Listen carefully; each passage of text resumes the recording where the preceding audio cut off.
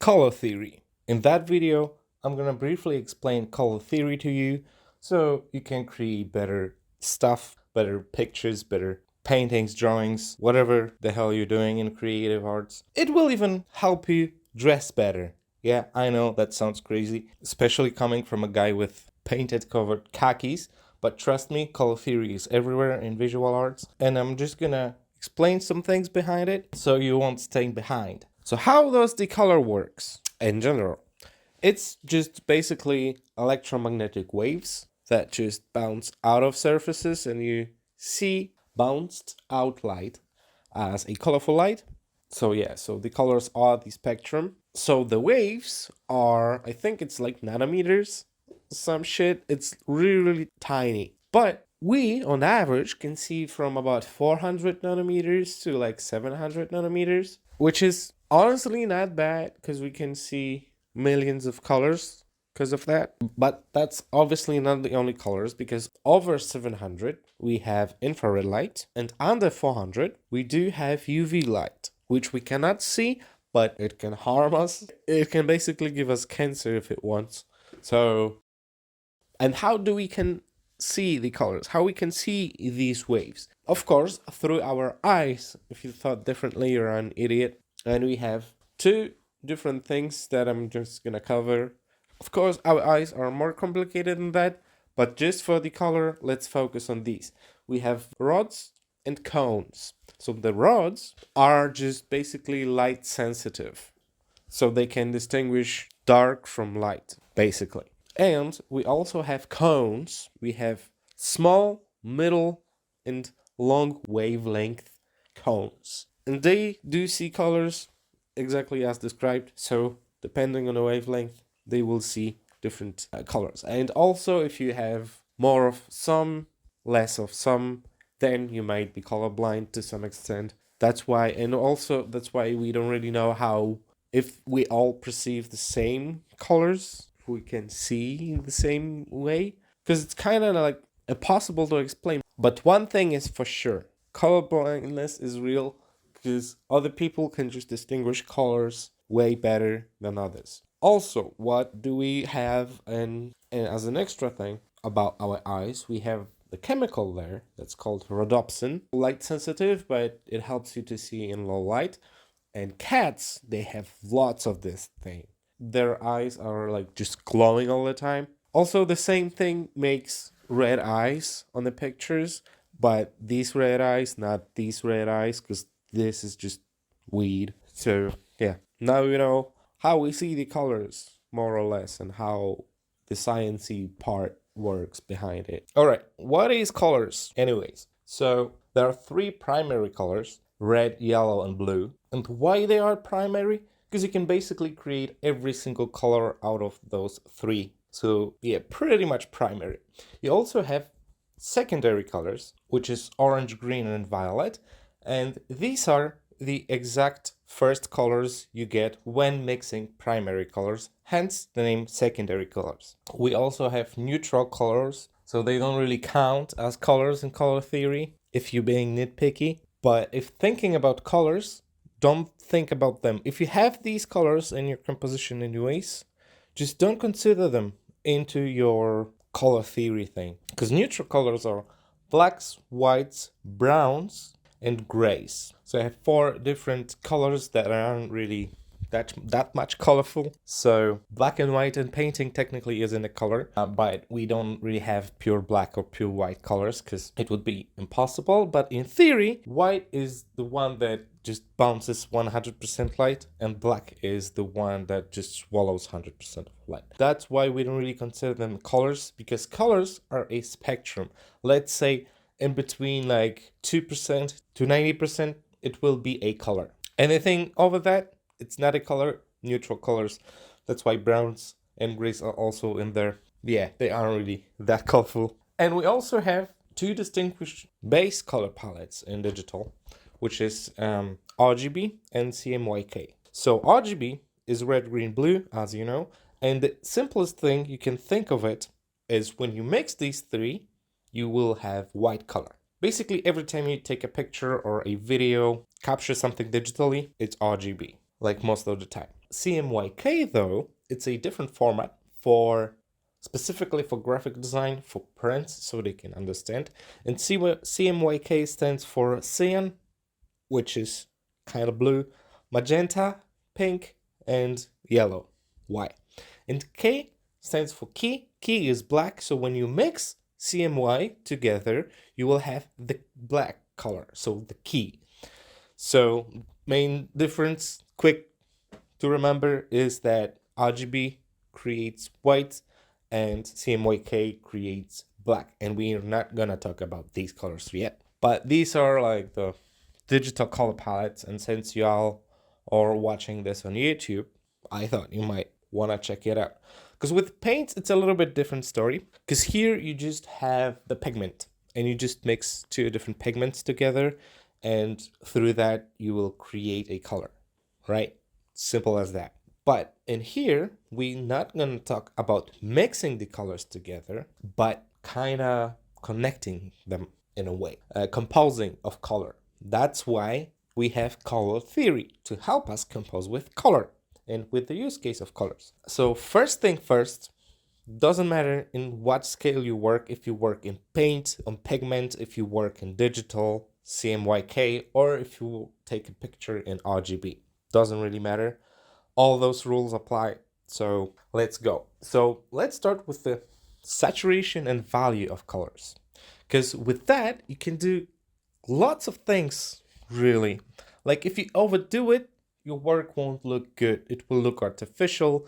It will basically be like a candy, but like too much candy. And this will give a vibe of, shit, I've ate too much candy for Halloween, I'm gonna throw up type of thing, you know? So yeah, it's kitsch.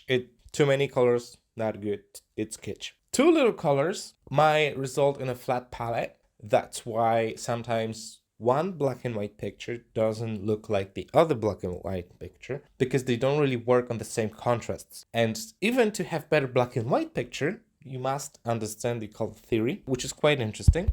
And what the flat image do? Flat image basically shows nothing, because everything is flat, as we say, so everything looks the same throughout the whole image, and it's boring. You cannot, like, you don't know what to look for, what to look at. Similarly, with like too much colors, it will give you the same vibe. So we have to be somewhere in between. We have to have contrast, we have to have darker parts and lighter parts, obviously. But talking in color, we can use these values to guide the viewer, right? Let's say we have a tiny thing on a picture we want to show, and it's the tiniest thing, but it's a different color than the rest. So what would you do? Would you crank up the color of the thingy, crop up the picture, but cropping up might ruin the composition, so we don't want to do that. So you just basically can do two things. One, saturate up the thing, or saturate down the other colors. What you would do is do a little bit of both. And that way, you can show the viewer the thing you wanted to show them specifically. Like, look there. The picture it might be huge, and your thing that you want to point at might be tiny, but while doing it through colors like that, people will find it almost instantly. It will take them a second to notice it, will trigger their brains into some sort of like reward system or some shit. And your work will make people smart, and people like you when they feel smarty, you know? Obvious choice for saturation and value would also be the changing the mood in a certain way. Like, let's say you have a retrospective in a cartoon or a TV show, and it's usually like pale in comparison to the rest. Or you're like in a fucking Mexico and everything's yellow. Or in New York and everything's suddenly green.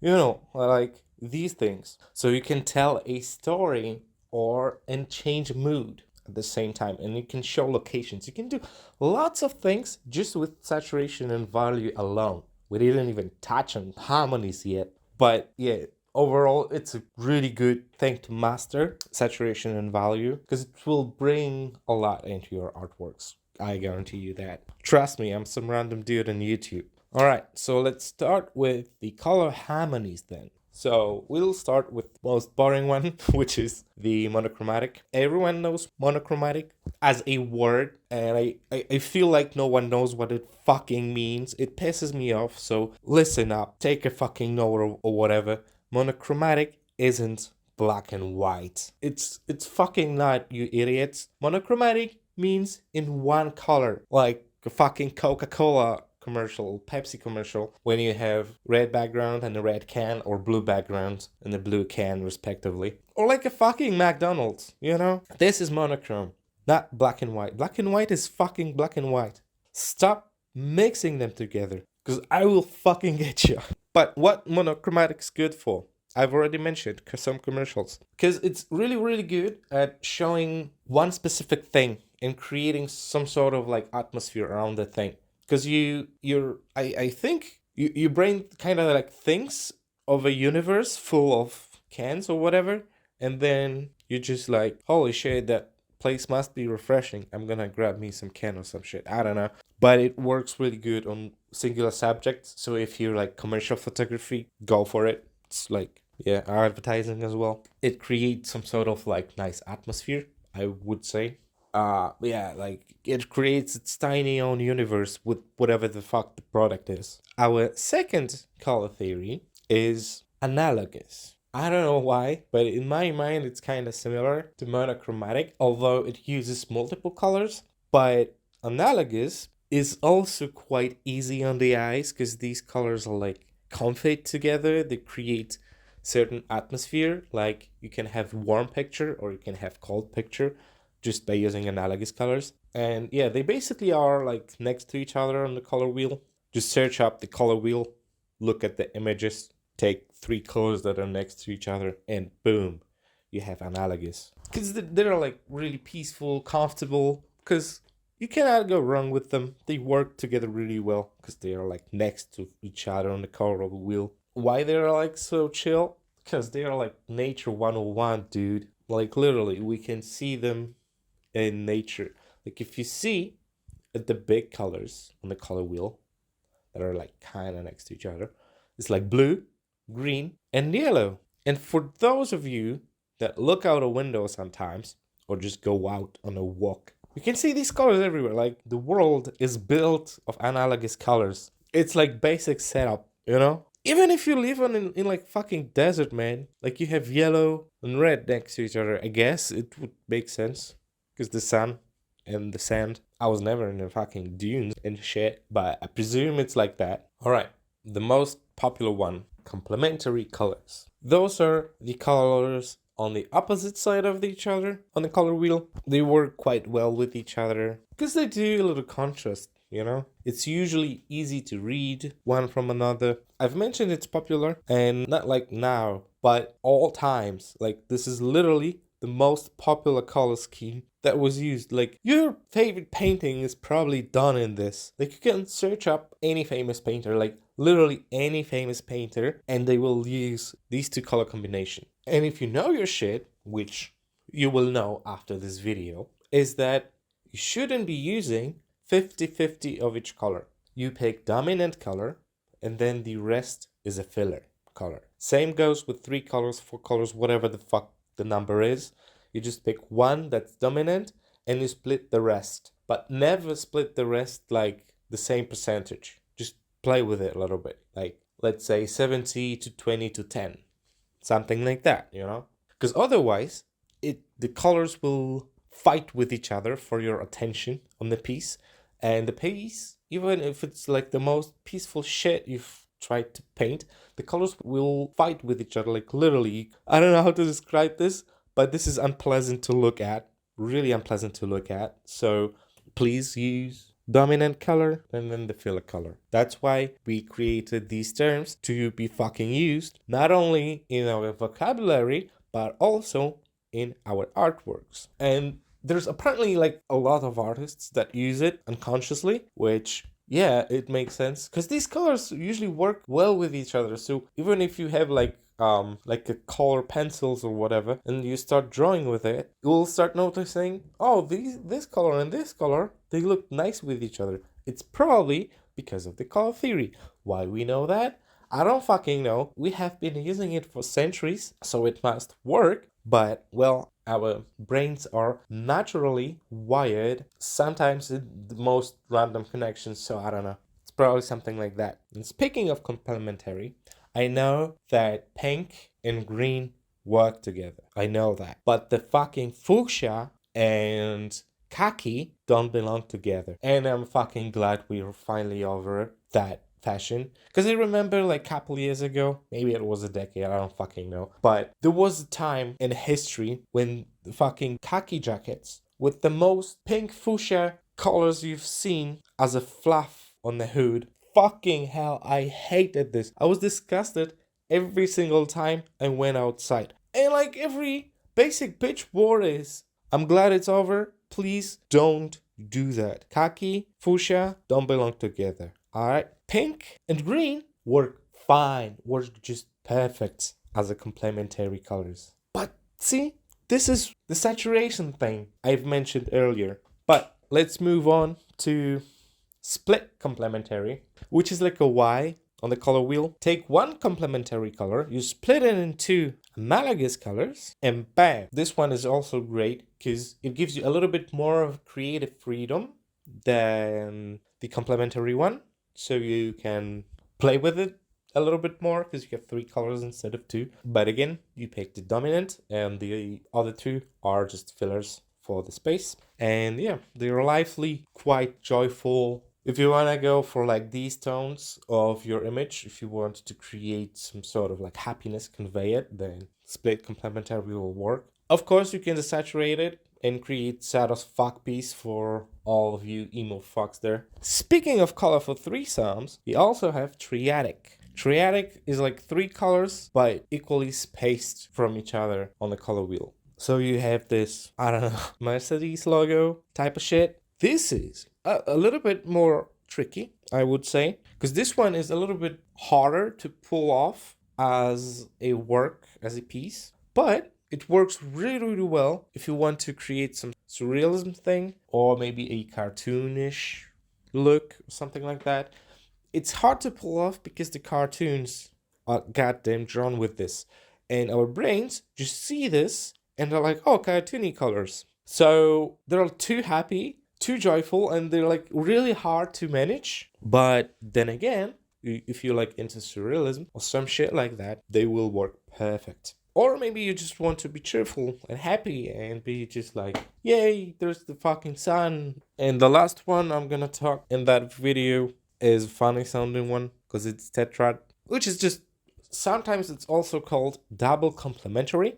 So as you may think, it consists of 4 colors. And this one is honestly, in my opinion, is like best for like backgrounds and shit like that. Scenography on the movies and shit. Like while building a set, doing like theater, this will work perfect. Again, quite hard to pull off. But if you pull it off, it will give you really, really good and interesting results. So yeah, but you can try playing with it. And as mentioned, works great for scenery and shit like that. The backgrounds, you need some shit, some blips of color in the background for a photo shoot. That will work perfectly. And also, don't use 25% of each. The rule I've mentioned, and I'm gonna be fucking mentioning it forever, because 4 fucking colors, you pick the dominant one, let's say 50%, and then you can go 30, 15, and 5 or some shit like that, I don't know. But also a few extra rules. If it looks good in black and white, it probably looks good in color. You can just switch black and white filter for a second there to see. Especially if you have lettering on the piece you're creating. Like, let's say you're creating a poster. Turn it black and white and see if you can read it. If you cannot read it, then scratch that. You have to redesign the shit. Because otherwise, colorblind people could not see what the hell you scribbled on it. Apparently, there's more colorblind people than we know of, because apparently lots of men have this, and they don't really think that something's wrong with them, so they really never go check it out. If you're a man and you don't know the difference between fuchsia and pink, maybe it's time to go and check what type of color blindness you have. And while designing or painting or creating or whatever, you don't want certain group of people to not see your work. Or maybe you are like evil and shit and you're like, fuck colorblind people. I'm not gonna invite them to my party or something. If that's your clue, I don't know. Do with that info what you want. But yeah, do we have time? We're like 5 minutes. Okay, so we have 5 minutes recording of the camera, but don't worry. I will say goodbye. Subscribe to the channel, like the video. Yeah, I'm just gonna explain really quickly extra thing. So if you have Adobe Illustrator, please better use Classic because the new one is fucking shit. But that's not the point. In the Illustrator, go to fucking colors and shit. Find the saturation, and there you have these little knobs, like little nipple thingies. Click on it, you'll grab the tool, and then move your mouse on your picture and move it up. Left click on it, move it up and down to change the saturation or change the color or do whatever the fuck you want to do with the color on the picture. You can even do like, you can leave one color palette and have another one. Why this is different from just using the thingies on the right? Because here you change multiple colors at once, because sometimes sky isn't just one shade of blue, it's a few colors. One color can be made out of a bunch of different colors. So because of using the thingy thing, you can basically change the whole scale or whole color space at once. That's why it's better. And also, if you want to do better black and white pictures, go set the saturation on 0 and then adjust the colors. Now you can see, you can adjust the colors way better. They're like juicy as fuck now, man. So yeah, that will be it. Thank you. If you learned something, leave a like, leave a comment, subscribe to the channel, and yeah. Now you know color theory. Please dress better. Look at the color wheel and you will know why your jacket doesn't match your pants, I guarantee you. So go create better shit.